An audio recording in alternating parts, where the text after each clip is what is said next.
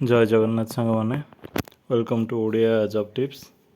तो ये आपण मैंने देखुवे कि किसी टाइम है गोटे नोटिस भाइराल होची जोटा कि Odisha subordinate staff selection commission रहा इनफॉरमेशन फॉर निजुक्ति मेला फ्रॉम अगस्त टू डिसेम्बर। तो मु कहि वीडियो केते एटा सत्य केते मिछ। तो यहाँ देखुवे बहुत सारा वीडियोज भी यूट्यूब रे आसुथिबो एथिपाई। तो यहाँ ओडिशा रे जेतिकी भी एबे पोस्ट थिला अगस्त रु डिसेम्बर भितर तो से पोस्टर जॉइनिंग डेट सब आसी। तो यही मसरे से जॉइनिंग होगा जाऊँगी ता भीतर फॉरेस्टर और forest guard life stock inspector radiographer multiple health worker मानकर भी समस्त डेट कहि गोटे गोटे प्लीज कंटिन्यू करूँ।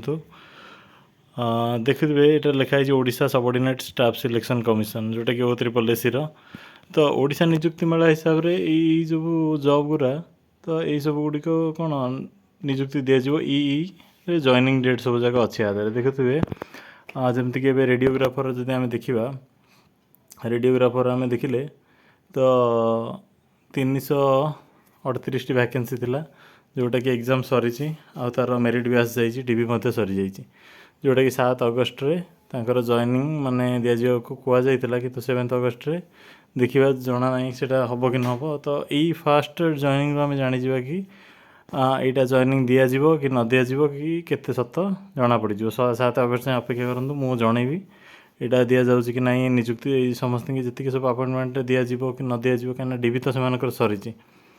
तो नेक्स्ट जदि देखिए multiple health worker M exam एवं अच्छी जो मान सब मल्टीपल हेल्थ वर्कर जो मैंने अप्लाई कर सब 3 तारिख में अच्छी माने पर दिन एग्जाम अच्छी। तो तांकर रिजल्ट एक आसिकी 31 तारिख लिखाई जॉइनिंग हो पोस्ट थिला 2753 यहाँ फार्मासीस्ट आ मल्टीपल हेल्थ वर्कर मानकर मल्टीपर्पज हेल्थ वर्कर मानकर।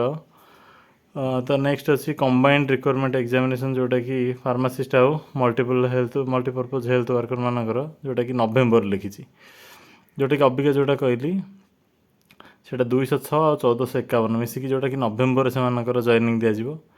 नेक्स्ट अच्छी आपण मैंने समस्ते यहाँ देते बहुत जन देते यहाँ तो लाइफ स्टॉक इंस्पेक्टर आउ फॉरेस्टर आउ फॉरेस्ट गार्ड ये 3टार वैकेंसी 719 316 और 1677 जोटा कि आपण मैंने कार केते स्कोर अच्छी प्लीज कमेंट कर जनातु से हिसाब से कहीं समस्ते चिंतित अच्छा कि कटअप केते जीवो मु कहि कार कटअप केते जीवो न जीवो एक्जाक्टली न कहि पाइले भी सेटा आपन को एक्सपेक्टेड कहबी कि एतिकी पाखापाखि जीवो ताठो अधिक जीवनी।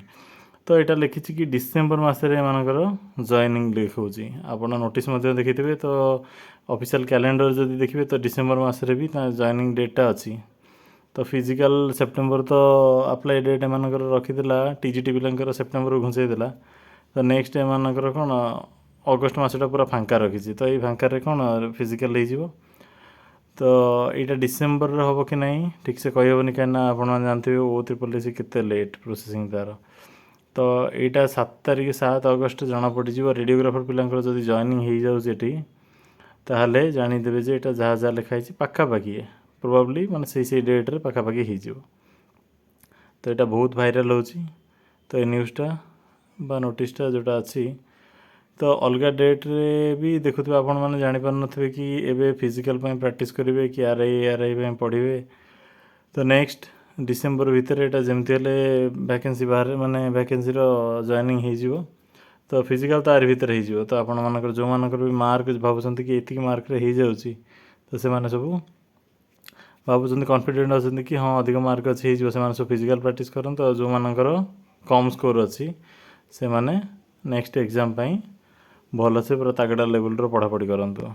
तो यही चैनल टी को आपण मैंने सब्सक्राइब कर रखिथे नेक्स्ट फर्दर जो भी नोटिफिकेशन आसो ओडिशा स्टेट गवर्नमेंट कि सेंट्रल गवर्नमेंट तो ये चैनल माध्यम आपन को जन दिज्व। तो कटअप जदि आम देखा तो आपन को गोटे कटअप कहि से ऊपर पाखापाखि जो मानकर अच्छी जनरल यूआर जो मानकर कहि तो SC ST पिला से हिसाब रू 20-30 मार्क एपट सेपट करेंगे किंतु जनरल पाखापाखि जो मानकर 85 प्लस अच्छी स्कोर जी पिला आसती जो मानकर 85 अच्छी 85 स्कोर रु अधिक अच्छी से माने फिजिकल प्रैक्टिस करूँ। आउ SC ST कि आमर ST हो कि SC हो एमानकर ये कैटेगरी पिला जी अच्छा तो से माने आदरू 20 मार्क एपट सेपट करेंगे 20-15 ଏତିକି ଭିତରେ ଏପଟ ସେପଟ କରିପାରିବେ। ଝିଅ ପିଲାଙ୍କ ଗାର୍ଲସଙ୍କ କଥା ଯଦି କୁହାଯିବ ତାହେଲେ ସେମାନଙ୍କର 85ରୁ ମାଇନସ୍ କରିକି ଚାଲନ୍ତୁ 15 ମାର୍କ। 70 ପାଖାପାଖି ସେମାନେ 70+ ଥିଲେ ସେମାନେ ଭଲ ସ୍କୋର କରି ଅଛନ୍ତି। ତ ଥ୍ୟାଙ୍କ ୟୁ।